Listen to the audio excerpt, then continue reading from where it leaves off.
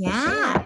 So thank you everybody for joining the VPA Actors Night. Last one we had was actually 2 years ago this week in person. We had like 120 people, I think, attend last one. So glad to see everybody there. And thank you to some of you that sent in your headshots or the stuff on the self-tapes and everything. So I'd like to introduce the first two panelists. Unfortunately, Donna McKenna, casting director, she has COVID. She found out this week. Oh, no. Really sick. I'm not sure how many of you guys follow her on Facebook, but she's been posting about it. So she asked that she wasn't able to attend. So she sends her regards to everybody. She hopes to do a VPA event with us really soon as she's feeling better. And she has lots of cool projects coming up as well that might involve Virginia. So we hope to hear from her soon. I'd like to introduce Guido Venitucci. He's a headshot photographer from New York City with years of experience, 11,000 followers on Instagram, and just photographer extraordinaire. And we have Sylvia Hutson, owner and agent of Hutson Talent. So I'll let them each say a quick, brief word about themselves. Guido, you want to go first? Sure. Well, you've already said it all. I'm a photographer. I have a studio in New York City and Brooklyn. I've been doing this for a number of years now, and I come from an acting, directing background back when I lived in Italy. And yeah, that's pretty much everything about me. I know. I'm Sylvia, owner of Hutson Talent Agency. I had it for 16 years now, but I've been in the industry for over 50 years. And I'm like, oh my God, no, I'm not that old. But work television, film, local, regional, national, international. And I love what I do. And I love my actors, who I call my babies. And that's me. They love you back, Sylvia. Thank you. And then we're going to have Kimberly Graham, casting director, join us shortly. So I'll introduce her when she logs in. Also, I'd like to introduce Steve Taylor with the VPA. He just wanted to give you guys a quick 30-second update on some legislation that we're hoping to get everybody on board with. Steve, are you there? Yes, I am. Hey, thank you. I hope that some of you all may have seen our listserv posting of call to action asking people who are involved in the industry and members of the VPA to this time write to the governor's office. There is a sample letter going out along with some information on our media, letting folks know that we would love for you to go ahead and encourage the governor. Currently, after the legislature has adjourned, the governor reviews the bills and has the authority to amend them and propose further amendment. And what we are suggesting and the call to action there is that you encourage him to propose to the General Assembly that they increase the film incentives to the level prior to the COVID reductions. And the General Assembly was good enough to increase them from the reductions, but we're asking you to encourage the governor to restore them to the level that they were in his original budget that was proposed last year. It would be a big help, and I think this may be one of the few times we've encouraged folks to write at this stage of the legislative process.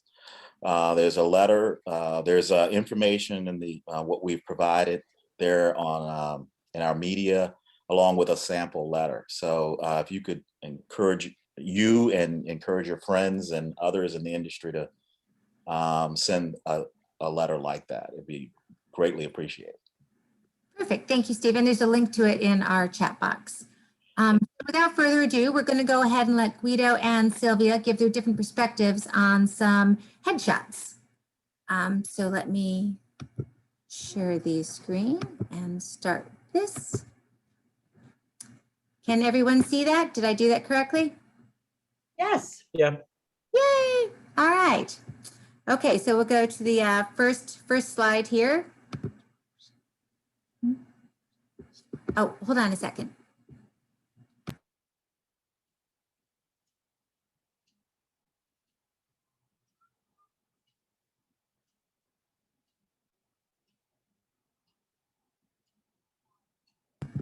I'm sorry, I don't know how to present without you guys seeing the side of my side screen. So we'll just go with this. Okay. So Guido, commentary? Okay, well, so I guess that the most important thing in this instance is basically the connection of the eyes. And I feel that this is a good example where, the eyes are not very prominent in the first shot, and there's more attention in terms of lighting to that eyes and nose. So that whole area, in my opinion, and in my style of photography, is the most important, because is the first thing that agents, casting directors will see or catch their attention if something is going on, obviously. And that it's a whole other ball game, which is the responsibility of the photographer to make sure that the subject is open and connected. That's me. For me, the first one, the before, looks more like a selfie, I like the two in the aspect they gave him two totally different looks. You know what I mean? If he did like a before one professionally, like the after one is, I think that would speak more volumes than this one looks more like a selfie. But I do like it. One shows him like an innocent kid and the other shows him like, can I curse, a badass? You know what I mean? I don't know if I can say that word. But so I do like that aspect, but the after's definitely more of it pops. So I know that we had questions before. Maybe you guys can address those. A lot of people now aren't just doing the commercial and the legit. They're doing the whole character look. So you have the cop look, you have the doctor look, you have the kid next door look. Can you guys speak to that? Is that sort of stuff that you're seeing all the time now? Is that something actors should be striving for? Well, as far as I'm concerned, it seems to be more of a thing that it's happening in the South. In New York is not happening yet. I don't know if it will. We up here, we never had that necessity or that the request of doing characters or character shots. But I see that it's happening more in Georgia, in Atlanta, in DC. When I come down to DC, some people ask for it. But that hasn't happened here in New York and around. We tend to stay more on a offering a canvas that leads more to the imagination. So so that you can imagine the character that you're looking for in that person, as opposed to being spoon-fed a character already. But that's both ways are legitimate. I am not criticizing either one of them. Yeah, I'm personally, I'm not a fan of costumes.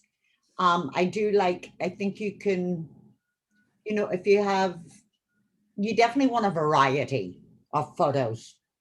But that comes down to you, a look that you give, not what you're wearing necessarily. It's the expression on your face, because that's how you sell it. We don't want to go, oh gosh, she's wearing a cute suit. We want to look at that guy's headshot and go, oh yeah, he looks corporate. I mean, I think it's all about the face and about the action. But I do like to see a variety of photos, not just one theatrical, one commercial. You can do so much with your face, attitude wise, to give what your commercial, your theatrical, your professional, your industrial, whatever the case may be. It's all about the face. That's just me personally. I agree 100%. Very helpful. Thank you. So we have two more similar before and afters. This one. Same sort of thing. Yep. It's And then this one. So feel free to jump in if you guys have any commentary. well, I mean, these are a classic example of, you know, something that is you can see how it's very clear how one picture would help selling the person as an actor as opposed to the other one. The other one is it's definitely is either a selfie or you know, it really, it's not selling anything, and it's not connected. It seems almost like deer in headlights kind of image, where the other one is like more connected, especially this one that we're looking at it right now. It's like, you know, it's more connected, it's relaxed. There is a sense of, it's almost like the person is speaking to the viewer, where the other one is just like, I have to take this photo. right? Isn't it good? Yeah. You know, I do find a lot of clients asking for selfies. So I think sending your agent a selfie, not a duck face one in the bathroom mirror, please, but a good selfie. They want to see what you look like when you are not done up for a headshot. But I don't know if I would necessarily, I would not use it unless I was asked to have it, but giving it to your agent going, hey, this is what I look like now, you know, especially, you know, you think for me as an agent, sending somebody in with long hair and they get picked and then I email them and then, you know, they send a selfie with their hair up to here, you know. Right, I agree. So a good headshot should always be current. And I think a good headshot should be a good representation of who you are right now. Not 2 years ago, not 3 years ago. If you have gained a little weight, if you have lost a little weight, if your hair is shorter, if your hair is longer, if you have facial hair, if you don't have facial hair anymore, it needs to be current. And so I always recommend to people is like, if you're investing in yourself, getting a headshot, and I tend to do headshots that represent the person as they are, not all done up. I don't like those kind of pictures because I want the actor to be able to roll out of bed, go to an audition, and not offer a surprise to the, you know, to the casting director, say, well, this is not who we expected. But just give them exactly who they are. And I always recommend is like, please don't change anything unless you want to spend more money. Don't change anything for at least 6 months to a year so that you can get good mileage out of this headshot. Yeah, totally concur. Okay. So here's another example where his head is turned, so it's not sort of. So this is more like a, you know, a mood shot, and with you know, the lighting is great for something else. For headshots, we used to we use a light that it's called a flat light. You know, the flatter the light, the better it is, because you need to be lit. You need to be properly lit. Your eyes need to be you know, lit and showing what's going on. You don't want a mood shot. This is more for, like, I don't know, a cover of a single, or, you know, or a shot for PR, you know, a PR shot or something like that. But a headshot should, you know, we can see almost half of your face, 3/4 of it. Like, so I wouldn't use this as a headshot. It's not a bad picture, but it's not a headshot. He's almost a dancing head though. Right. And there's always need to be some separation between like a darker background and the person, it feels like it's being sucked into a black hole almost, you know? It's not. Yep. Yeah, I wrote that. Sorry, it's. I was wondering what is the goal in these two pictures? Are you selling something? Beads, or you know? I mean, in the one on the left, I could see that could become sort of.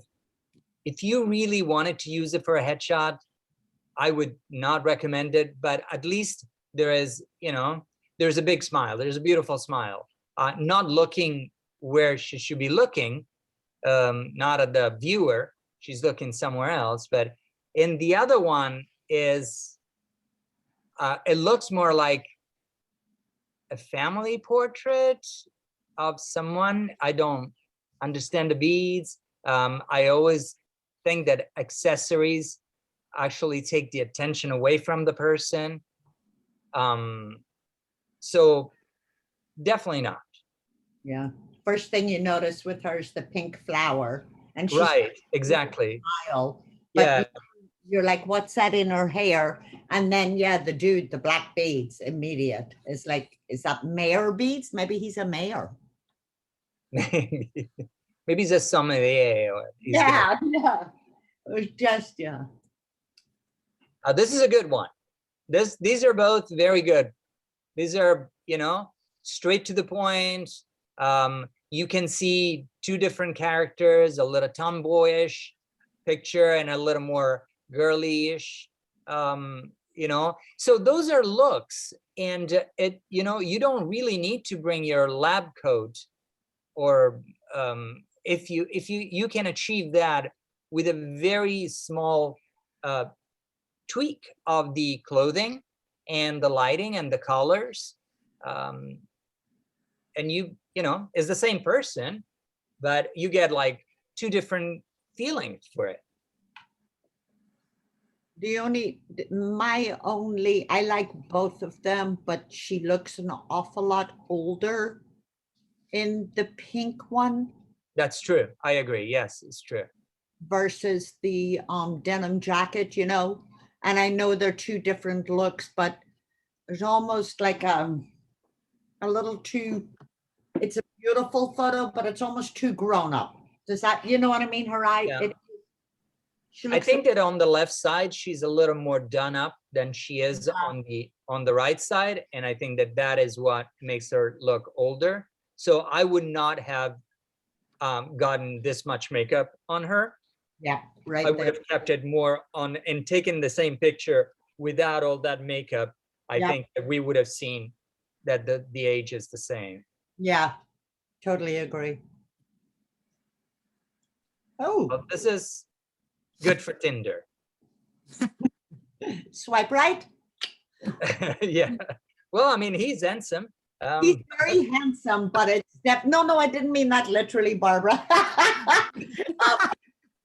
No, he is. He's handsome, but it's like, what's he selling? It's like cologne or yeah, definitely not. you No, know, don't use it as a headshot, please. know, I don't want anybody on here going, that's my cousin. No, he is he is handsome, but that's too much. Here we have Katie. Katie, these are I think that I saw Katie in In the room. So I actually saw this before the meeting, and I would say that these, I am personally not fond of backgrounds. I'm not fond of shooting outdoor. I do shoot outdoor when requested, and I'm happy to do it. But I find that backgrounds are distracting. I also find that the subject doesn't benefit from that sense of intimacy that can reach in a studio. And people are walking around. I don't know how much you can achieve like that sense of comfort when you're outside. These are good headshots. I like the one with a white background more. The other ones, I feel they're distracting. And also the bigger one, the first one, I think that the light coming from the reflector, because there's obviously a reflector that shines the light back up to your face, is not natural, because light comes from above, not from below. And so that gives it a more of an eerie sense. It's still very usable. I would say go ahead and use it. But I like the one in the with the white background if I would have to choose any of these. So that would be my comment. Yeah, I don't, as an agent, I don't mind outdoor as long as it's not the main focus. You know what I mean? I think sometimes I have found with the headshots that I've gotten that people have a tendency to be, that I have found, been a little more relaxed. It takes them, I think, a little longer in a studio. And I don't know if it's because Guido, you know what I mean? I'm just going by, you know, when I get the photos, I see the progression of the relaxation Right. in the photos. So I think for me personally, if the background is not too, you know, if it's not busy or not distracting, I'm fine with it. I think Katie is much prettier in person. She's pretty in these headshots, and I love these headshots, but she's a natural beauty, and that's just my, you know what I mean? I've seen tapes and things. So that's just my personal 2 cents. Yeah, I would agree. I would do a little less makeup, because she has beautiful features, beautiful eyes. Gorgeous skin. So I would do a little less makeup, and you can see also how the makeup is not matching the collarbone, the area, the chest area. The color of the skin is a little different, so I would correct that. But other than that, yes, I feel that my clients in studio get a lot more comfortable faster. We play music, we joke, we talk a little bit before. There is an atmosphere that really lends itself to just like, okay, you're safe here. There's a sense of safety, and so the progression is much faster. Cool. Who's this handsome guy? That's Xavier. Gosh, he's growing so much. It's like, no way, stop it. Oh my gosh. All right, so the first headshot is a lifestyle shot. So I would not use it as a headshot at all. And full disclosure, I took that one. So that's one thing. The second one is an older headshot of Xavier, and I feel that he gets really washed out. You sort of like start missing the texture in the skin and the features. It's almost like androgynous, feels like. I don't know, but it's also washes out. And I hate curtains, like drapes, things like that. I hate that. The third one has contrast, has punch, and again, full disclosure, I took that one, but that doesn't mean that it's got to be good. I feel that, you know, it tells more of a story of him. Those are like taken, I think, at least a year apart. Yeah, I just wanted to show the contrast because I know some people were asking, and I've seen this before, where they think that the lifestyle photo is a headshot photo, when in fact, Yeah, it's not. I would not use that. That's why I wanted to show the contrast of what lifestyle is versus headshot. Yeah. I know that man. That's Is he in the room? Chris, yes, he's here. I saw him. Chris, this is it's a great smile. I mean, I love the energy. Again, I feel that the background for me it's not too distracting, but I don't think it's a good color background for you. I think that I would have picked something with a little more contrast to make your skin and your complexion pop. You know, a darker area, shaded area of outdoor. Because it to me, what pops the most right away, it's your shirt, as opposed to your face. Yeah, I like this one. What I like about Chris's photos is it looks like him. You know, there's no surprises. And he has that smile, he has that look. So it's like when I look at Chris, his shirt, his tones, yeah, I agree about the background could actually be, and it's funny, I never really looked at that, Guido, but about it being a little darker.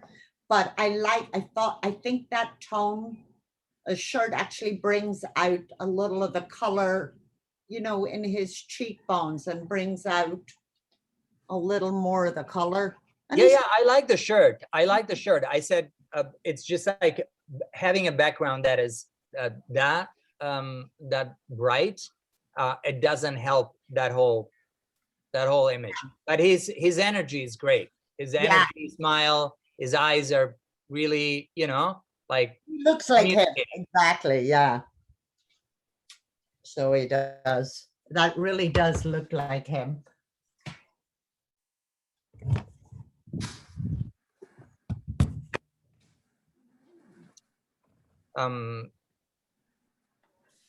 Should I can go first. I don't know if all guys in the room, but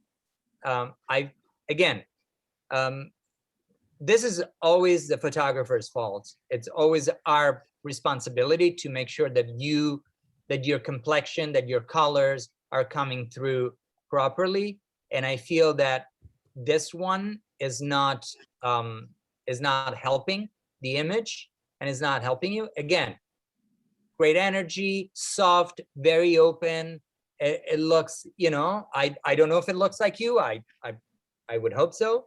But I feel that you needed a darker, in this case, again, you needed a darker color to make your the red of your hair to pop more, and your complexion. So if you have a fair complexion, you need a color that absorbs the light so that you don't get washed out.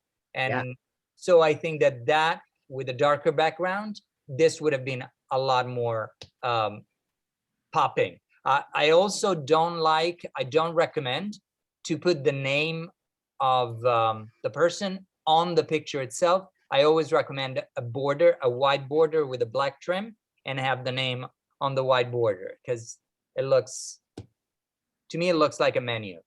I don't know. I favor the name separate from the image. There's the name and then there's the image. The two things together don't go well, in my opinion. Again. Yeah, no, you can tell she's a real pretty girl, but I agree that red hair is gorgeous, and it's unusual in our industry to get red hair. So it should have went, that should be like pow, you know, and it's not pow. Right.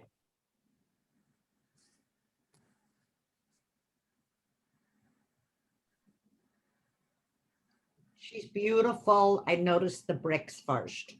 Yes.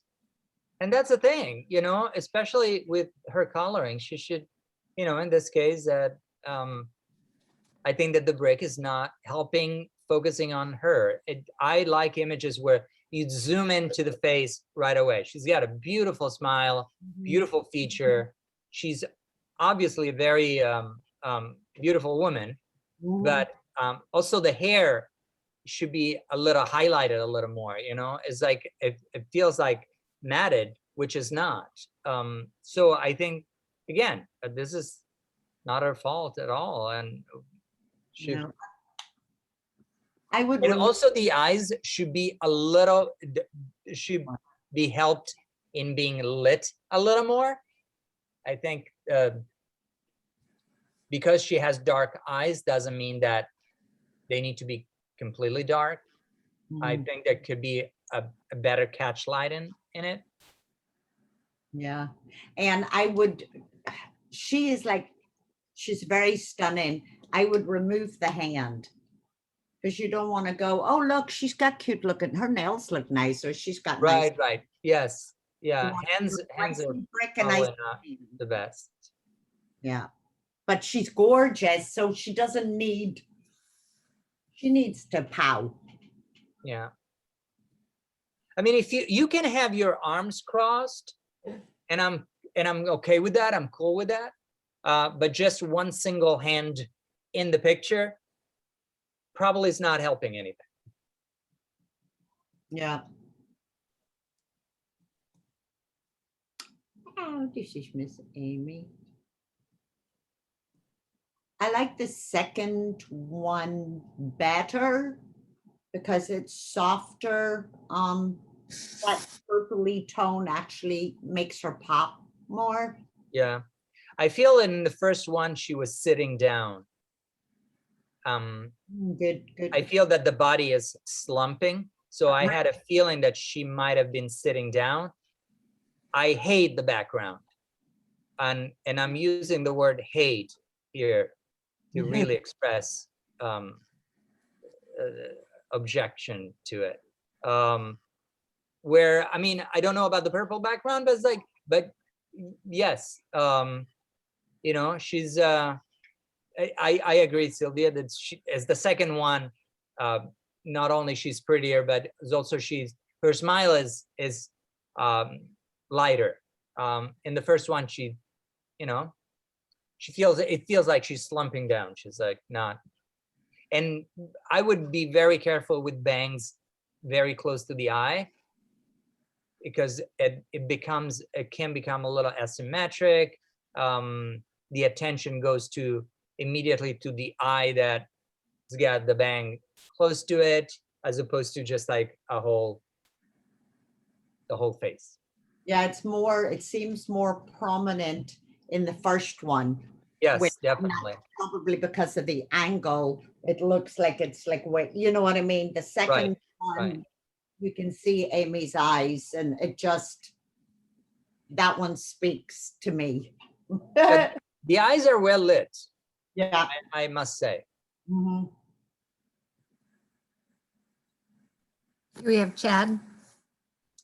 Chad, Wow. that looks good.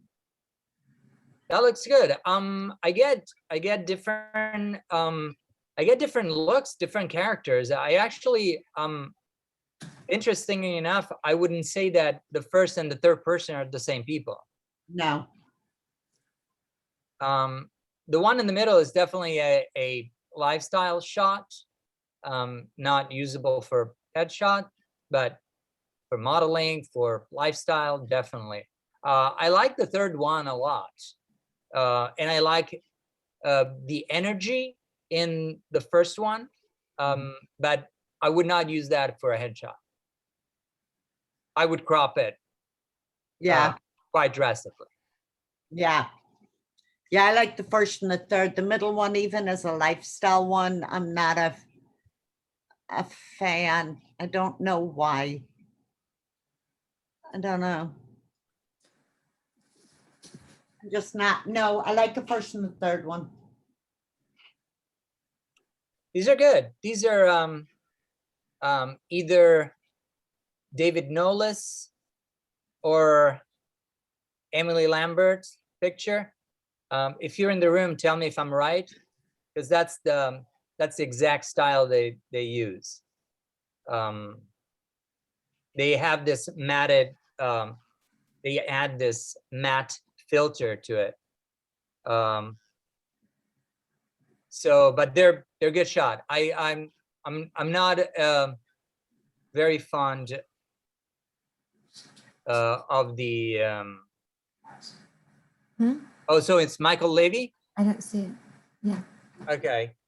All right. So yeah, they have the same style. But you're beautiful and they look good. You seem connected. One is a little more dreamy. One is a little more, you know, commercial.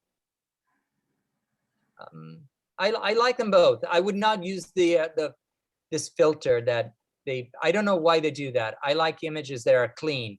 That's you know, that's the photographer and the like artistic preferences. And also I don't want my shot to look like other photographers, so I wouldn't do that. Yeah, it's But they're funny. beautiful. I like she's gorgeous. Normally I wouldn't pick one that has similar background to the person's hair and skin tone, but the first one I am more in favor of than the green background. Although it does make her eyes pop, maybe it's because Right, I think it is stripy. that's why they did it, probably to just offer that.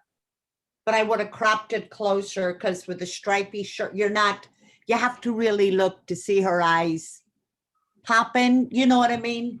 You see that? So. But I think it gives an idea, a very good idea of who she is. And I think that I have a feeling that she looks like that. So that's a good thing. Tom, you need a new headshot. Uh-huh. I mean, it definitely, I'm sure you pretty much look like that, but it can be helped by lighting it correctly, you know, to have a more flattering and flatter light that would, you know, your eyes are not lit properly. And I mean, it seems like it's not done by a headshot photographer, this one. Yeah, it looks more like, hey, take a photo of me real quick. Right. You know, which is fine. Sometimes you have to do that, but beards, I see someone asking, and just because he's here, beard or clean shaven, if you're getting new headshots, whatever your current look is, I always tell an actor, if you're clean shaven right now, but you can grow a beard or at least a shadow in a couple of days, then do the shadow, you know what I mean? Let that, do one that shows you with both, but make sure that you can grow it that fast. You know, not that if it's going to take you 3 months to grow a stubble, you know. But beards and no beards, whatever your current look is. So many people with COVID have hair down their backs and beards, and I'm talking the women. No, I'm not. I'm joking. But you know that people are. That's fine. You know, there's certain things you're not going to be able to do unless you're willing to shave. But right, and you can also ask your photographer to, you know, I mean, usually there's depending on whatever package they're offering, is like you can always ask him and say, is it okay if I, you know, shave my beard and, you know, halfway through the session? And, you know, most photographers, I think, will be okay with that. yeah. And so you do have your two options, you know, but if you don't ask, nobody's going to offer it. I would say ask people. If you wear it all the time and you want to make sure that people also see you without it, I would say ask if you can shave towards the end of the session and do a few without it. Yeah, totally agree. So that's the end of people who submitted photos. So thank you all for putting yourselves out there and letting Guido and Sylvia take a look at them.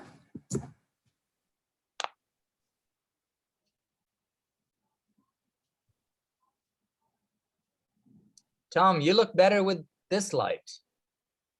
Actually, this is even a better light than the one in your picture. I like that better. Well, thank you, Guido. You will. Thanks for your comments. Appreciate it. Yeah, no problem. Oh gosh, yes. I just flicked over, Tom. I just see you. Yeah, that makes the white hair and everything pop. You just need to bring out your eyes. But the coloring looks great. I prefer silver, actually. Silver, yes, I'm silver now too. I used to be red, but now I have gone silver. At least that's my excuse. All right. So we see Kimberly is now online. Kimberly, can you hear me? Yes, I can. Yay. All right. Kimberly Graham is here. So do we have any other, she's been here for a little while observing all your beautiful headshots. Do we have any other questions for Guido before he wraps up his headshot session? What colors would you suggest when you were talking about the young lady's photo? You're talking about colors to complement the skin. So what colors? Oh, I'm a dark skinned woman, of course. So what colors would you recommend? The young lady, which one with the red hair? Yes. So I would have put it at a gray, a darker gray behind her. So that is what I would have done. Like a darker gray would, you know, be like a neutral, still a neutral color, but it would get that red to pop a lot more and absorb the light so that her skin would not be so, you know, close to the background. Yeah, and what you wear clothing wise, it's like when you hold something up, you know, look at your undertones, if you're pink or if you're yellow undertones, because that makes a huge difference because you want everything to pop, right, Guido? Yeah, that is correct. And actually there are like some very helpful sites online. If you can really Google what's the best color for my skin tone, and things will pop up and you can really get a sense of what you should be wearing, especially for camera. It's very different. If it looks good on you in real life, that doesn't mean that it's going to look good under the light on camera. Yeah. So those are like, oh, this is really cute, looks really good on me. Not when we take a shot. It's, you know, they're different things. Light reacts differently than the human eye. Absolutely. Thank you. Appreciate it. You're welcome, Frida. All right. Thank you, Guido, very much for your time. We really appreciate it. You're welcome. Guido, it was lovely to meet you Nice virtually. meeting you all. Thank you. Bye. Bye. Bye. I'd like to introduce Miss Graham. Where did you go? There's Kimberly. Hi, Kimberly. Here. She's been a casting director since 2003. She's worked for Judy Henderson and she cast the entire season of HOMELAND, the entire like history. How many years was it, Kimberly? 10? It took 10 years to cast 8 seasons. Yes. So I'm sure a lot of you guys have met Kimberly or heard of her and stuff. She also has done other films like Avatar, Paranormal Activity 2, Before Midnight, and a bunch of others. So thank you, Kimberly, for coming on. Thank you. Thank you, my dear. So we are going to start with Kimberly and Sylvia. Again, for those of you who came on late, Donna McKenna, who is supposed to be here tonight, is sorry she can't. She has COVID, and it sounds like it's a pretty rough case of it. So keep her in your thoughts. And she hopes to have an event with us sometime in the near future because she had a lot she'd like to share and discuss with everybody. That being said, we're going to go ahead and start with some self-tapes. We only had about 3 or 4 people submit self-tapes. Well, not self-tapes, but your self-tape setup. So Sylvia and Kimberly can talk about what they think about the background, the lighting. Oh, I see Olga has a background right there. That's a pretty background, Olga, on your blue. And so they'll speak about that. And then after the short video, it's all of 27 seconds, I'll stop it. We have some bad scenarios and where you may laugh. I actually did them because I've seen videos just like that and didn't want to embarrass people. So we just had one of my sons reenact them. Love it. So let me go to the video here. Oops, wrong way. Where'd it go? There's Sylvia. Share screen. Sorry, need assistance here. And okay, here we go. So we're going to go ahead and start. This one's very short, and then Kimberly and Sylvia, if you guys could talk about lighting and just stuff, because each person just basically says their name. They're very short.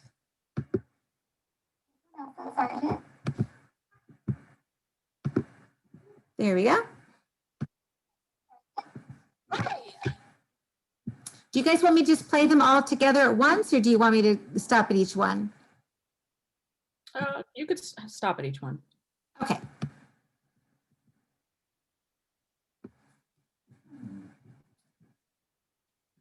Any thoughts on lighting, background? For me, I mean, it's fine. It's clean. You know, I'm looking at her as opposed to everything around her. So far so good. Yeah, I'm fine with that because it is, the focus is her, and that's what you want your self-tape to be. Great.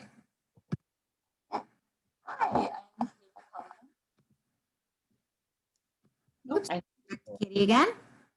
Sorry, Katie, you have this big black line from sharing the screen in the middle of your beautiful face, and I don't know how to get rid of that. Hi, I am Katie Culligan. We're not seeing the share screen thing on Katie, just FYI. Oh, thank you.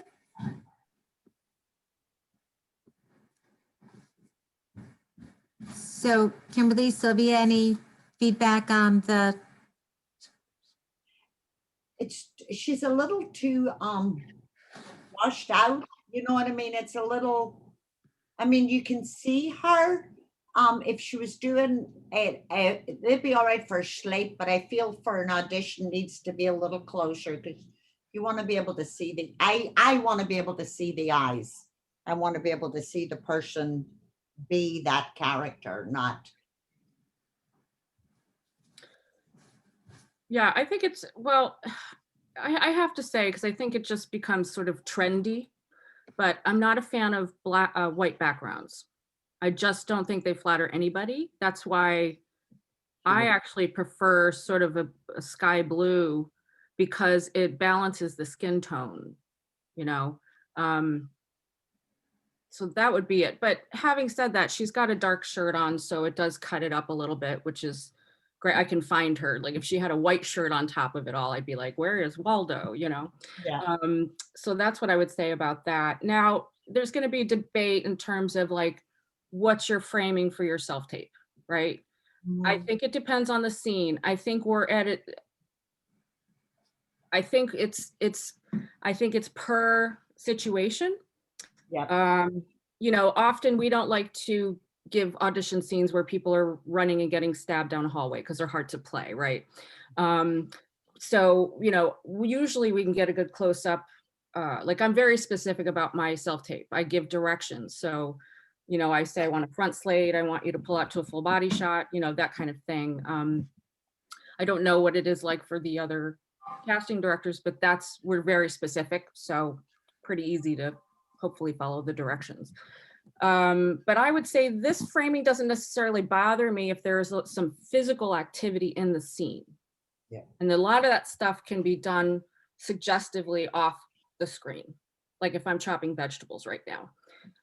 So sometimes a little bit of business is helpful to see just the physicality of how you carry the character. So yeah, I think if you get too close on a self-tape, then you've got to play to that frame, which means there's not a whole lot of physicality. It's really about the eyes. And while that's terrific, I think it has to be conducive to the scene.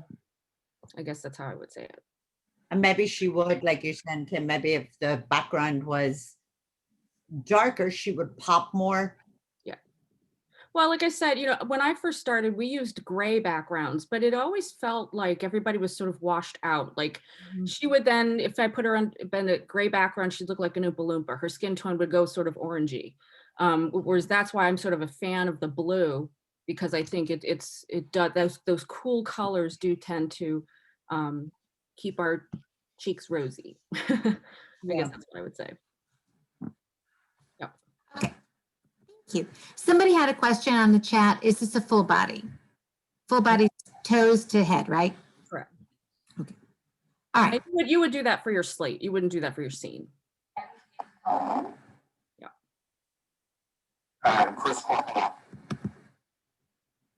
Let's do Chris again. Oops, sorry.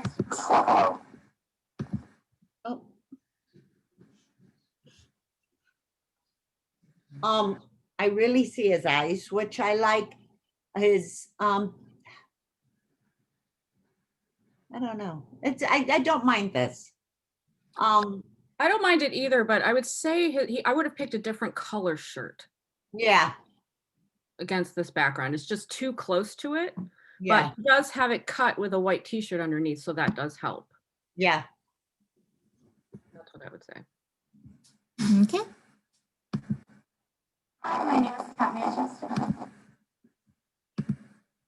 Ooh.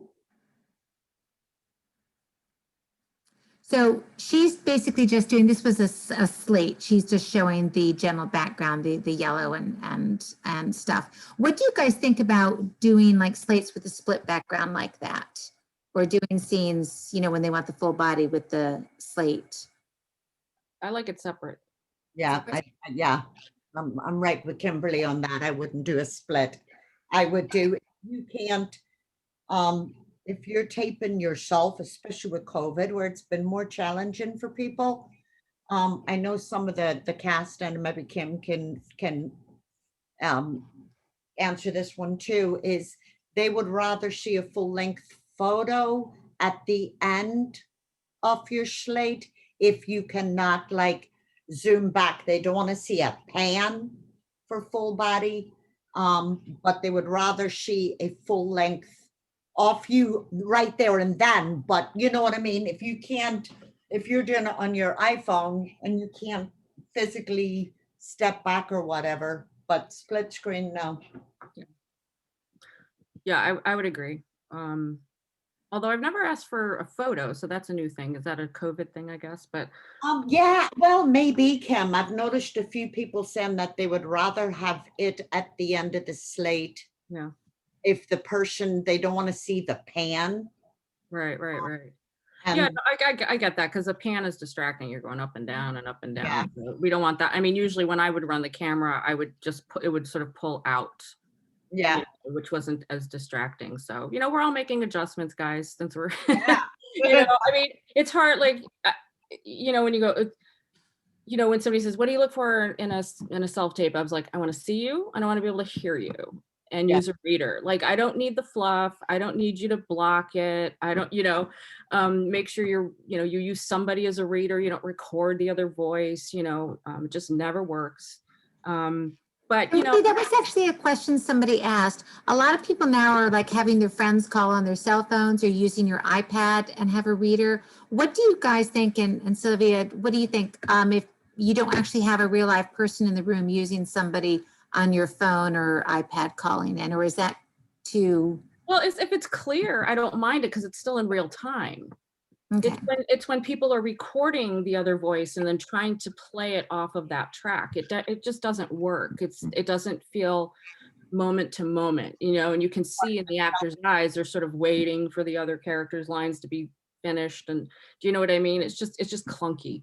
But you know, like I said, you know, just grab somebody who's sort of normal and can read the other lines. You know, they don't have to. I mean, I don't want to be distracted by the reader because they're trying to pull focus. But we have certain limitations these days. You know, you do the best you can. I'm not going to harp on too many things. You know what I mean? A lot of people, you know, had to leave wherever they were and they're living in their parents' basement and, you know, they got to work with what they have. So you just do the best job you can. And if you don't have the money or the resources to get one of those, you know, pop out backdrops, you know, get a flat sheet from Walmart, you know, in a color that you can tape up against your wall. So at least you can clean up wherever you're shooting, and make sure you've got your ring lights or whatever lights that you use that are flatter. I should be talking, I look washed out, but that's just me. you know, you can get the basics and do it pretty cheaply these days. And like I said, you know, even your iPhones, you know, or Samsungs and whatever, give really good quality. So, you know, we have to realize that we're doing these things for a visual medium, right? So we want all of those elements to be as solid as possible. Yeah, and if you're using a cell phone, I don't know, you know, it's like hold it horizontal, not vertical. Yes. But don't hold it, prefer not to hold it. Get a little stand or put it somewhere that you're not holding it, looking into it, you know. You want to be authentic in your audition, you know, so as long as you can portray and be authentic in that moment, then, you know, do your best with COVID. I don't like recorded voices. I don't mind someone calling in, but like taping yourself to respond to yourself is distracting. I agree. So the next couple of clips I actually have seen done, but like I said, we are sort of mimicking them, so they're parody, but in real life, people do them. So here we have the sheet that I've seen random sheets in backgrounds. This is the one. And green screen. So what do you guys think about the people using the bright green backgrounds that I've seen? I've been told by several, it must be coming a lot because I've actually had casting directors when they've been asking someone to audition, please do not use a green screen. Yeah. Yeah. Well, as I'm wearing my green, yeah, I mean, green screen is just for that purpose, right? It's to impose other things on the background. So it kind of, I don't know, feels alien like. Just stick with blue, guys, is what I'm saying. So also using props like a dog, probably a bad idea. But here again, what's the scene about? You know, if somebody goes, geez, I feel like I should be doing something in my scene. I'm going to drink this water while I'm doing the scene. Now I'm not paying attention to you. I'm watching you drink water because you clearly don't understand what the scene is about. So that's, you know, here again, what's the pet for? Does it add to the scene or distract from the scene? I would say if it has nothing to do with a dog, I mean, if the scene is the man's walking his dog while he's having this conversation, okay, fine. But if we take the dog out of it, we don't know that that's how the scene is set up. Are we going to miss the dog? Unless we're talking about the dog, referring to the, you know what I'm saying? Yes. You have to be so careful, guys, because I've seen a lot of audition tapes get ruined because you're not focusing on what's important. And that is what does my character want? What is the obstruction that gets in the way of the want, and what is the result? Yes. And that's what we're looking for, ultimately. So all the other stuff, when you book the job, you're going to get all the props and all the things, but that's not what's important in an audition. Yep, totally concur. All right. Okay, so what about having distracting things in the background, like? No, just plain no. That's what I thought. I'm gonna give examples here. And I think that was the. And then the curtains, try to press your curtains, try to make them flat in the background. Shiny, no shiny. Any thoughts when people do curtains? It's cutting him off because it's just a quarter or 3/4 of a curtain. If it was the whole way across, or he, you know, even if he stood over a bit, but don't use curtain and wall. Yeah, keep the background consistent. Don't break it up like that. Because like I said, it does kind of pull your eyes a little bit. So, yeah. You know, I have to share, and it's so funny. I did an audition or had an audition come in from, it's, what do you call him? Omar Gooding Jr. Mm-hmm. And he had there was like some type of ornament on the wall behind him that was some sort of leaves. And I'm like, this is Omar Gooding. I should be looking at him. He does major feature films. He should know better. And he had these petals growing out of his head. So I had to call him and go, Omar, move over, you know? And that was eons ago, you know, it was funny though. You know what I feel though? I don't know. I feel like when you get to a certain status, Yeah. much more forgiving in a way, because a lot of these people at that point aren't auditioning anymore. A lot of them are offers only. So when they do, they're really awkward about it, you know? Yeah. Yes. That's what I just feel like. I had somebody from Orange is the New Black who came in for me. And the first thing she said when she came into the room, she goes, I'm so nervous. And I was like, I'm thinking, what are you talking about? You're a series regular, you know? And she goes, Yeah. I haven't auditioned in so long. I'm so used to just showing up and doing my job. That I have Yes. to actually think about this character, you know, which I thought was really interesting. But yeah, I mean, Hill Harper was eating during his audition and I thought, but he got the role, so. Yeah, I know, that's the thing, but it's like, oh my God. Yeah, I don't know. Like I said, I feel like we're more forgiving once you reach a certain level, but Yeah. us little peons down here have to do it right, you know, so. No, but I'm like, I can't show your video to show an example because you got a damn leaf growing out of your head. Yeah, well, and especially in our days now of like virtual backgrounds and stuff, like, you know, one kid, it was taking a class of mine and he thought it would be nice to do like a cafe background while he was doing a scene because it took place in a cafe. I said, well, here again, it's like, where's Waldo? I'm not looking at you now. I'm looking at everything else. So, you know, that's why we just insist, keep it clean. You know, I get it. Every wall in my house is covered with something, but, you know, get a sheet and tape it up if you don't have any other options, you know. Yeah. It shouldn't be that hard, guys. So we had a couple of questions sent by people. One are slate shots, both for the agent and for casting directors. Do you guys like them?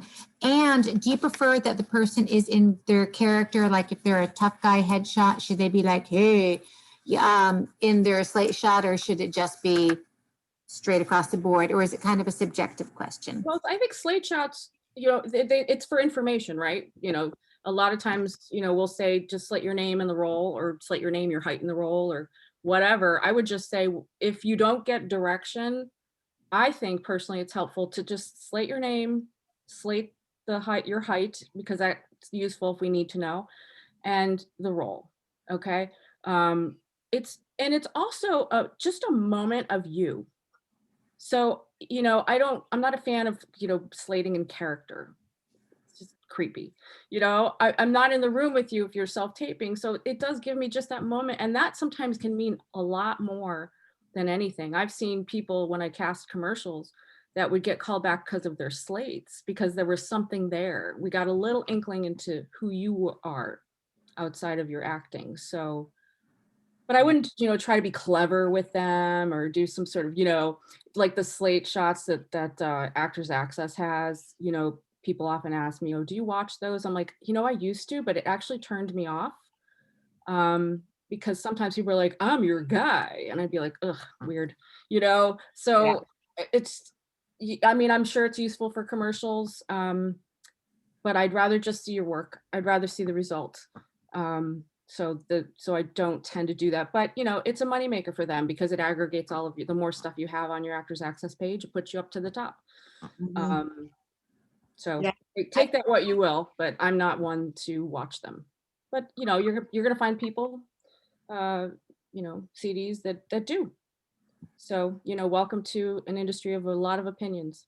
Yeah, exactly. And I think if you don't have anything, I know trying to get your footage is like pulling teeth sometimes. I know it's hard, you know, you can be like, oh my God, people. But so a slate shot on Actors Access, especially if you don't have anything on there, at least it does pop up. It is a video. Just be natural. Just go, hey, I'm such and such from Virginia, whatever.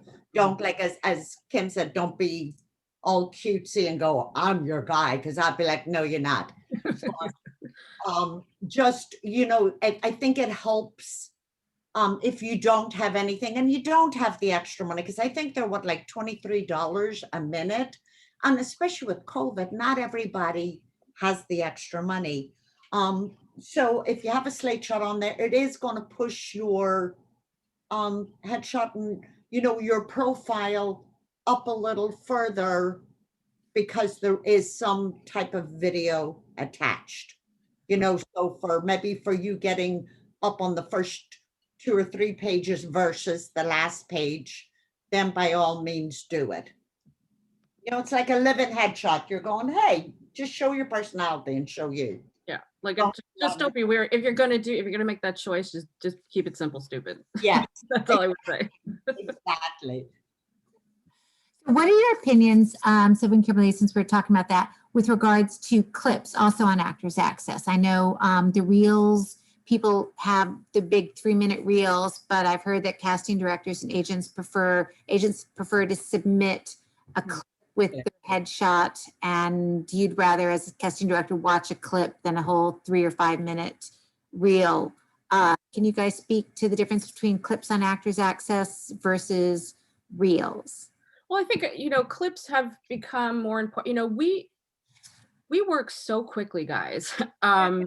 You know, if I put a submission out for a guest star role on Homeland, and this is just announcing it to agents and managers, not even Actors Access, I will get up to the tune of 3,000 submissions on one role. Okay, so you can imagine. And this was an hour episodic, so I had usually 8 to 10 days to find my peeps. So we work so quickly. So the clips have really become important over the years. You know, especially if, you know, and you just keep it, it could be drama, comedy, right? Keep them separate like that, or Law and Order, Modern Family. At least I know the tones of the shows. And then I can go right there as opposed to sitting through a reel. Now, having said that, put your reel up there, because if I want to get more information on you, then I have that option. But keep them under 2 minutes. I have a philosophy that if I don't like you in 4 seconds, I'm not going to like you in 40. So keep it short, keep it sweet, to the point. Make it easy for us to find you and understand your work. Yeah, the attention span definitely seems to be, like, as you say, Kim, your guys are moving so quickly now that having something short and sweet up there. May I ask you, Kimberly, how do you feel about, and it's something that I've told my actors that if they have it, do it, is to put, just because I had some other casting people tell me, to put their, if they couldn't put clips up there, didn't have a whole lot of clips, but they had like a good IMDb where it had everything on there, or just to put like their link up there under the, you know, about me information on Actors Access. How do you feel about that? Yeah, here again, make it easy for me to find you. If it's a clickable URL, you know, that I can go to, I don't have to add anything. Do you see what I'm saying? It's Yes. like if you have a website, put that up there. If I'm interested, I'll go to your website. Having said that, make it easy for me to navigate your website. Yes. You know, make sure that you've got at least your resume can be downloadable in a PDF file. So if I want to put it on my computer, I have it. You know, when everybody was doing the website thing, you know, they were so frustrating because, you know, they would have this grapevine going up around the screen, and then there would be the skip intro, and so you'd have to go that way to get into the site, and then you had to figure out where's the gallery, where, you know, it was just like, yeah, I mean, I was done. So like I said, keep it simple. Make it easy for me to find you and to see your work. That's what I would say. Thank you. Yeah, I wanted to make sure, because I want all my actors working, you know what I mean? So it's like, I want to try and sort of help them the best way I can. Sometimes I feel like they're looking at me and like, okay, mama, you know what I mean?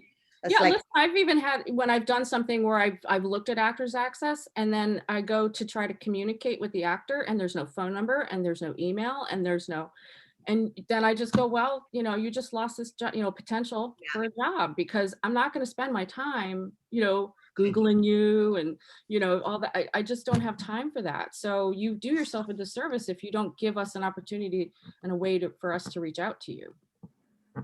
Thank you. So that brings me to another question that somebody asked, which is when you guys talk about the agent submitting and things, what about if you don't have an agent? Luckily, a lot of us have Sylvia. Thank you. If somebody doesn't have an agent, Kimberly, how do they get on your radar or other casting directors' radars? Any suggestions? Well, a lot of us teach. That's really helpful for me. That's been helpful for me to meet actors that might not have gotten on my radar through an agent or manager.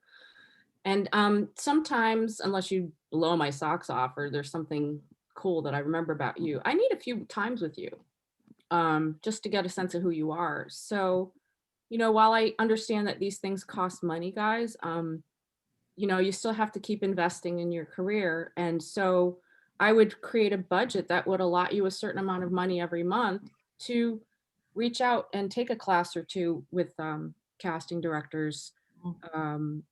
A lot of us have lowered our rates, you know, during COVID. So take advantage of it, you know, but do your homework too. You don't have to go and see everybody, right? I mean, if comedy is not your thing, then don't audition for people that cast comedy, you know, but if you're like, yeah, I could see myself on a Law and Order or Blue Bloods or, you know, then target those people. Also, you know, I don't mind having actors reach out. I've created a Facebook page just for that, just to, you know, stay in communicado. I say some things. If you're going to email, if you have our email, because I was a postcard girl before we got on lockdown, only because, and I'm old school, I like to read my mail at the end of the week and sit there and focus on it, as opposed to going through emails and hitting the things I need to get to, and then that gets lost. But nowadays that's an option. So if you're going to email, keep it short, keep it sweet. If you've got links you want us to look at, put them on there, you know, and then trust that we've read it. Okay. I don't usually respond because that's hundreds and hundreds of emails. Everybody's home now. So everybody's, you know, and I appreciate the efforts of you trying to stay in touch and stay on your craft, but just understand if you don't get a reply, that doesn't mean we didn't read it or watch it or whatever, but keep it short and sweet. Do you Answer? Kim, do you ever get them where it's just you just get an email, there's nothing on it except the headshot resume, nothing about, hi, I am such and such, you know, when I'm from, there's no information, it's just headshot and resume, and it's like, okay, how can I help you? I you know, I don't recall actually, but you know, I've gotten emails where it's just this, oh, ever since I was 4, I always loved acting, and here's my 20 links to all my work, and I'm just like, ugh, you know what I mean? It's a little overloaded, which is why I say, like, just, you know, and it does really make a difference, guys, if you personalize the email. Like, I get it if you're using MailChimp or whatever, but you know, just to say, hi, Kimberly. Yes. Or use that time to say, like, it was wonderful working with you last year at Actors Connection. You know, some sort of connector or link to how I may have met you if I haven't, if I had already, right? Because that helps. I mean, we meet hundreds and hundreds of people. So, you know, it's taken me 17 years to get a grip on this acting community, and there's always new people coming in. So, you know, we all have to do our due diligence. And I think it is harder now because, you know, when I was acting back before the Ark was built, you drove everywhere, you know, you had to have reserve because you'd be in Wilmington one day, Pittsburgh the next, New York, you know, you had to go wherever, but that casting directors got to know you more personal because you were auditioning in front of them. So I think the actors today, you guys are at a little bit of a disadvantage. This is just, again, going back from when I was an actor, so this is personal. I feel that you guys are a little bit more of a disadvantage because you're not getting in the room with a lot of these casting directors. You have to do it on tape. So, you know, and you can't get that direction. They maybe say, okay, do that with your back. You know, you just don't get that nowadays as much. So when you do get a chance to go in person, when we are all free or better with COVID, take that opportunity and do it. Yeah, but on the other hand or in addition to, because we're in COVID, everybody's online now, everybody's teaching. So here again, take advantage of it, take advantage of those prices, you know, build a strategy, you know, this is time for you to, you know, focus on, you know, these kinds of things. So why not, you know, I have to say, you know, I mean, I work mainly in the New York market and, you know, I deal with LA as well, but a lot of that, all you guys kind of in the middle, we don't know. Yeah. And it's a shame, you know, I mean, when I did HOMELAND, like when we were shooting in North Carolina, we had somebody that covered local casting. Now, local not as in just North Carolina, as in the Southeast and whatever. But, you know, they knew that community, right? And I didn't, I was coastal. And so I really made it my business the last, gosh, I'd say, I don't know, Barbara, how long have we known each other? You know, the last few, you know, 10 years or so, I've taught in Savannah, Jacksonville, Miami, New Orleans, Austin, and was just like, what a treasure trove of talent that I didn't know existed. And I had a friend of mine, she sold her business, but she would say, you know, look, I'm in the Southeast and I'm submitting my clients and I'm never getting auditions. They're never getting opened. And I'm like, because people don't know you. Mm-hmm. They just simply don't, you know, they go, oh, that's there, you know, all the real talent is on the East Coast or West Coast, but that's not true. Yeah. You know, so, you know, we have to rethink our strategies, but I was grateful that I was able to go down and work with actors in those markets. And I just think that those talents need to be presented. You know, I think that the agents need to reach out to us, you know, put together a night like this. Take You know? advantage of being home. Like, as you say, take advantage of getting out there and like taking like your class or whatever, or another CD's class. Exactly. Yeah, don't Exactly. There's a ton of us, so that, you know, just because we can't be in the room together, we can still work this way. And I will tell you, a lot of the feeling in the community, in the casting community, is that this might be here for a while. This might be the new way we work. Simply because a lot of people have given up their brick and mortars. You know, a lot of people are going, well, wait a minute. I mean, why should I pay $10,000 a month to rent out a space in Midtown Manhattan when I can just do the self-tape thing and then maybe do a Zoom live callback, or, you know, whatever. Or if it just comes down to, I just need to rent a room for one day to hold the auditions, then that's all my expense is for that. So a lot of times these casting directors have done the same, Kimberly. It's like they don't have a brick and mortar office building, you know, they're like, everything is electronic now. And as you say, you just rent I've always had, my office has been I haven't had a dining room in 17 years. Right. But, you know, half my bedroom is gone now, taken up with the space. So no, but it's true. I mean, I know that a lot of those regional casting directors have been working off self-tape before they were in. And in a way I did too, because the nature of HOMELAND, we shot all over the world. So I had to go wherever those actors were, you know, which meant a lot of self-taping. So it wasn't a big transition for me. But, you know, I think it's here to stay, you know, and I know it's a lot of burden on you guys because, oh God, I have to have the lighting and all the stuff.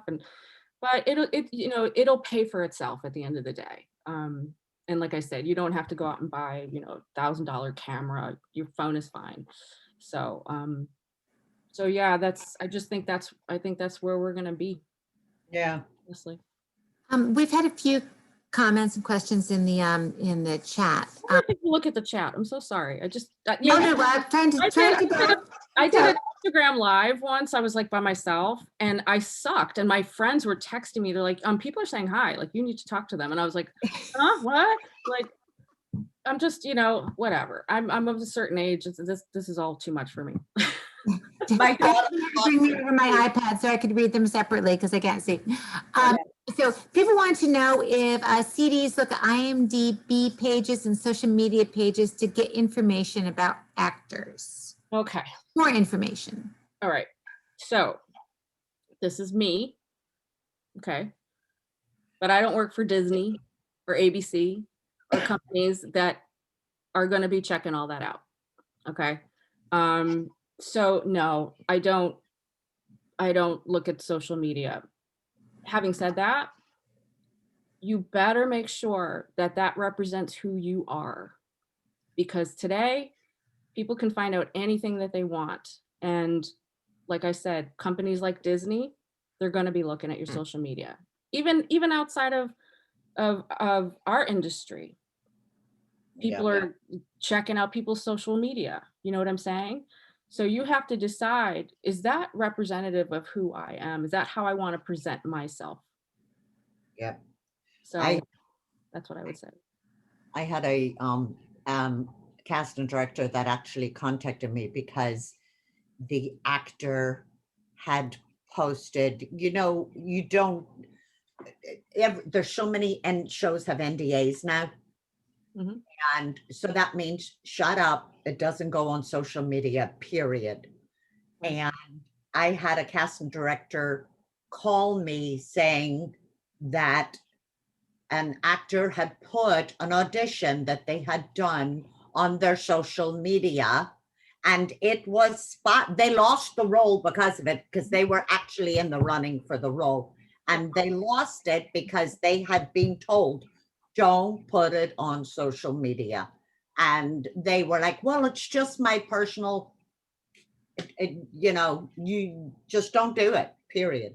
Don't do it. We had a leak in season 2 of Homeland because people were posting things on Vimeo and, you know, not password protected and everything, which gave away a big plot point.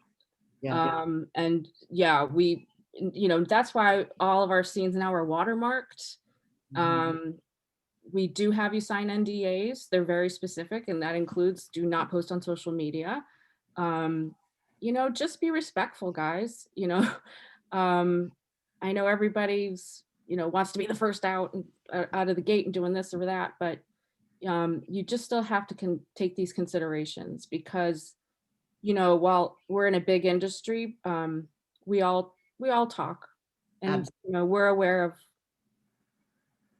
certain people doing certain things. Yeah, it's like it's like the, you know, like The Walking Dead, they use dummy characters, dummy scripts, dummy, there's nothing, the character nothing that you're reading for. Or Angela Kang, because is one of the writers, and she said they had so many leaks at the beginning that they created dummy everything. Well, we went after that happened, we had scenes just for auditions with different names, right? At one point we were using scripts from 24 because, you know, our showrunner, you know, created 24. So, yeah, and that was frustrating too, because I'd have to give them direction in the room. I'd be like, I know it feels like it goes this way, but you got to do it this way, because I'm trying to get the sensibilities of the character, and sometimes the scene didn't always align with the character we're trying to cast. So, and they're like, but it says, I'm like, I know that it says that, just please. Yeah, just use your imagination. I have a little bit more info than you, so just come with me. So does any other actors or anybody else have any other questions? I see somebody asked about, can you use your computer for a self-tape? Thinking as long as you can hear and see you really well, possibly, but Kimberly and Sylvia, any opinion? Like Zoom? Computer? Like, I guess I could self-tape here? I mean, I guess if you're, I don't know, do people do that? I think if they've got high quality. Katie's waving her hand, yeah. Mary Agnes is, so yeah. If you have a MacBook, there's a built-in program called Photo Booth that uses the built-in camera and mic. And yeah, it's not like a professional studio, but if that's what you got, That's what. great. See how many options Plus we the have. plus the other thing is that it's a little easier for it to be at my eye level rather than fooling with my phone and, you know, all that kind of fun stuff. I mean, I've said, hi, Mary Agnes, by the way. So yeah, and that's another thing too. If you're going to use your, like, I'm at my desk, okay, I'm leaning in. This is not how I would suggest you self-tape, right? You have to find a way, whether it's putting books underneath your computer or whatever, to get it so that it's, you know, at an even level. Understand where your frame is, and make sure that your eye line is not breaking through the camera. Because that's one thing that I've noticed since we've all jumped on Zoom. I've seen it getting better as more people are self-taping now and whatever, but like, it was so confusing to me when somebody was doing a scene and I was like, I feel like I'm a part of your world and I don't want to be. And it's the eye line. So just make sure it's just to the side or whatever, you know, you can put a little sticker on your computer, something, if you don't have, you know, your reader to connect with. That's really helpful, because here again, I'm looking at this cinematically as I would if you were in the room with me. I would be watching the monitor to see what the result I'm getting. So, you know, you just have to be kind of aware of that, because I know if you were in the room and you had a reader, that wouldn't be an issue. Do you understand? So now we have to make these sort of unnatural adjustments so that we receive it in a natural way. If that makes sense. I like to see eye lines. You know, I like to see an action before your moment before, your moment after. I like to see eye lines. You know, if we're in a room, we see somebody walking in, as well, I have ADD, so I'm like squirrel all over the place. But if for those non-ADD people, if someone's walking in there, we automatically do. I like to see eye lines, not straight at the camera, or that, like as Kim said, do that little bit off. But if you're talking to several people, let's see that. You know, you have to bring us into your virtual, you have to bring us into the world that I feel that is created in that scene. Yeah, but I don't want to be a part of that world. And so you break that eye line and you're looking straight to the camera. You know, I'm kind of like, oh, it just feels weird, you know? So think of the camera just like you would if you were in the casting office. You know, that camera is coming into your space. You're not going out to it. Yeah. And so if you can keep that in mind, then you'll be able to execute. Yeah. So we have a couple of other questions here. Let me see. What should people do if they can't get readers for fast turnaround? I think there's a bunch of different Facebook groups for that kind of stuff. A lot of people are connecting that way. I know there was a company here in New York that had one where it's like there were people on standby all the time, that if you needed somebody right away, they would have somebody available to you. I don't know what their situation is now, because they were more of a self-taping company. But, you know, get a group of friends, guys. This is exactly what these things are for. Exchange information, create a Facebook page or, you know, group or something. We have some of those down here too. Yeah. Yeah. Grab your mom, grab your gardener. Yeah. Actually, I have a funny story. I had a self-tape. It was a class in Atlanta and everybody had self-taped, and then I was going to watch them and comment. And this one guy, like everything was wrong. Like the background was wrong. And the reader had this like really thick, like Guatemalan accent. And I just couldn't, I was like, I'm sorry, who is that guy reading with you? You know? And he's like, I got stuck in because of COVID, I got stuck in a hotel or motel in Florida. And he goes, I didn't have anybody around, but there was the gardener outside. So I just asked him if he would read with me. I said, okay, I'll forgive you. That's fine. But, you know, so, you know, use this time. We can connect this way. We've got all kinds of social media options to help us out with those things. Yeah. We can start a BPA Facebook group or something separate, you know, for people who need readers and things. But anyways, we need to be wrapping it up soon. We are at 8:36. So if anybody has any parting dire things they need to put in the chat box. Otherwise, Kimberly and Sylvia, any last pieces of wisdom to share with everybody besides join the BPA? Yes, join the BPA. take this time, for me, it's take this time to hone your craft, read, take classes virtually, be a sponge, and take these times that are so strange for all of us, but use it to your advantage. Don't sit on your laurels and wait until, oh my goodness, when we come back. And what I have to, this is a pet peeve of mine, I tell actors all the time, please make sure that your profiles look, you know, are up to date. They look good. They like, you add things to it. You add your clips, you know, use this time to sell yourself to us. And so that I, as an agent, can sell you to the casting folks. Yeah. Yeah. No, I mean, I'm getting my website updated as we speak. So, you know, it's like, oh, I got to, you know, finish my resume and get it up to date and get a schedule in there. So I don't have to do all the admin work that I have been doing when I set up my own classes, you know, so that the actors can just go right there and sign up and take me out of the mix. Because I'm finding that I'm a really bad assistant to myself. So I'm like dropping the ball here and there. I'm like, oh my God, is this COVID brain? Is this menopause? I don't even know what it is anymore. But yeah, like guys, there's no excuse, right? We've got all this time. Keep that muscle active, keep yourself engaged in doing something every day towards your craft so that when we do open, whenever that is, you're ready to go and you're in shape. Yes. Yes. I would love to, Kimberly, when things either open up or get with you, and I'll get your information from Barb. I would love to have you do something down here in the Hampton Roads area, very much so. Oh, I would like to leave my apartment. That would be wonderful. So we'll have to, I'll get your information from Barb.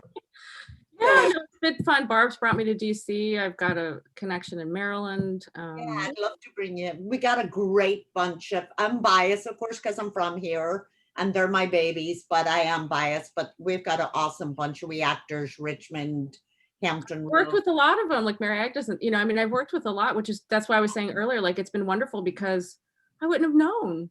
I would not have known about you guys, you know, and it just, it makes the pot bigger and I have more options. And, you know, look, there's the idea of like, you've got to be on one coast or another, I think has changed over the years. You know, I see a lot of, you know, a lot of people move to Atlanta because, you know, you had Tyler Perry and you had a lot of films being shot down there, and quality of life and cost of living just makes, you know, a lot of people have families and they, you know, they want their kids to have grass and, you know, and all of that. So, yeah, I mean, it's changing, right? It's the demographics are changing. I mean, there's a whole community in Austin that I didn't know about. There's a community of great actors in New Mexico, right? So that I think that's going to become less and less as our world is changing.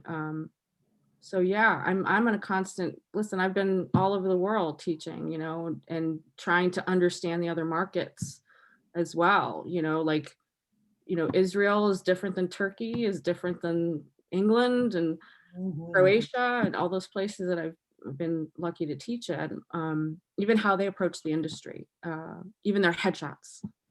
Yeah. So different from American. They call them CVs in England. Yes, they do. They're CVs. They're CVs. And they give you like a portfolio, right, of like every freaking headshot. You know, you got lifestyle shots. I was like, oh my God, I just need one shot. I just need one. I know. This is like my CV, and I'm like, oh yeah. I mean, everybody like in France looks like they're on a L'Oreal shoot. You know? Yeah. Everything. It's like you know, but then you go to London and it's changing a little bit, but like everybody's cropped and black and white and straight on and no express, you know, just different, right? Yeah, well, it is what it is. It is. I just say when in Rome, you know. Exactly. Exactly. Well, thank you, panelists. Sylvia and Kimberly, you guys have like 100 loving notes in the chat box. Oh. I did? I didn't read them. Hand wave and clap to our panelists for it. Thank you, guys. I hope to work with you soon. Yes. Thanks, guys. Thank you so much. Thanks, Sylvia. I enjoyed it. Thank you so much, everyone. Have a good night.